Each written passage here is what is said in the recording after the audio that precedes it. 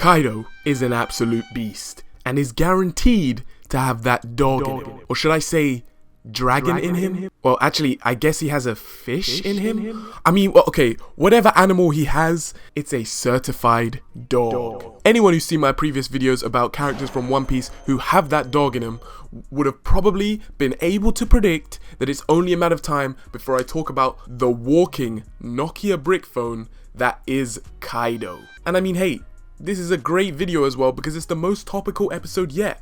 Right now in the anime, we are seeing firsthand how much of a force Kaido truly is. I mean, forcing Luffy into a brand new form just to take him down. Anyway, let's dive straight in to what makes Kaido so great, just like how Kaido dived headfirst into the ground from a damn sky island trying to debaby himself as his introduction into the show.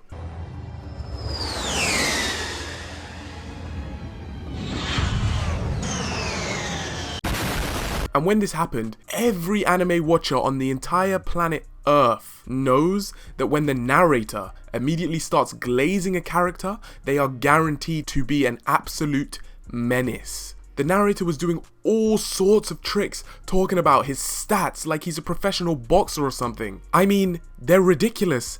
This man was sentenced to death 40 times. And he's still alive. I mean, the world government tried so many times to take him out. They tried hanging him, didn't work. Guillotine, didn't work, the blade snapped. They even tried impaling him, nope, didn't work. It got to the point where they said, yeah, fuck this guy. He's literally not worth our resources and time, and just let him go. Like, what the actual fuck? And when they let him go, he was so upset that he'd been captured in the first place, he tried debabying himself and he still couldn't do it. And you know what the crazy part about this introduction is? Yes, none of what I just talked about was the crazy part. See, let me add a little context. Eustace Captain Kidd was a pirate of the worst generation who was a bit sour and upset that Shanks, another Yonko, had previously taken his arm. So Kidd gathered the rest of the pirates from the worst generation, most of them anyway, and tried to come up with a plan to take out a Yonko. And guess who crashed this party literally and scared the ever-living shit out of all the pirates there and forced them to start working for him out of fear. That's right. It's the King of the Beasts. I mean, to be honest, I'll give him his flowers. Kidd was the only one who stood up to Kaido, and I mean, it didn't work out well for him. He got slapped about by Kaido and then thrown in jail and used as a slave. Damn. And going back to the narrator, when Kaido was introduced, he dropped probably one of the hardest lines in the entire show. If it's one-on-one, always bet on Kaido. Land, air, or sea, he is the strongest creature alive. King of the beasts. And I mean, damn, the narrator's knees have got to be sore after all of that. But oh boy was he right. And honestly, that statement is crazy when we think about the other characters in the show. Like, I don't know, Arlong and even Soge King. Kaido has just been confirmed to be stronger than all of them by the damn narrator. And that was just his intro. But to be honest, that quote, it's kind of cap.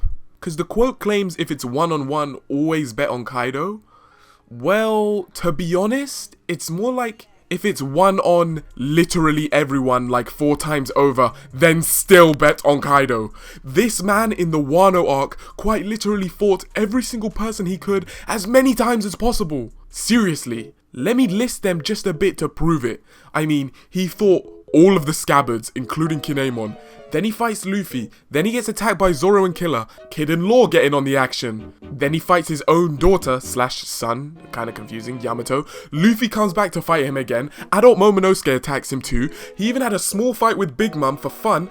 And whilst he was doing all this, he was completely blackout drunk out of his mind and depressed. Also, he was essentially bench pressing an entire island at the same time. I mean, he's been fighting so much. I saw a statistic on the One Piece Reddit that claims he's been actively fighting for 10% of the entire anime. That's over 100 episodes of Kaido in a fight. I mean, his presence was so crazy. When the Straw Hats arrived at Wano, Kaido was such an ominous force. The best way I can describe it is it's like playing Elden Ring for the first time and accidentally walking into the boss room.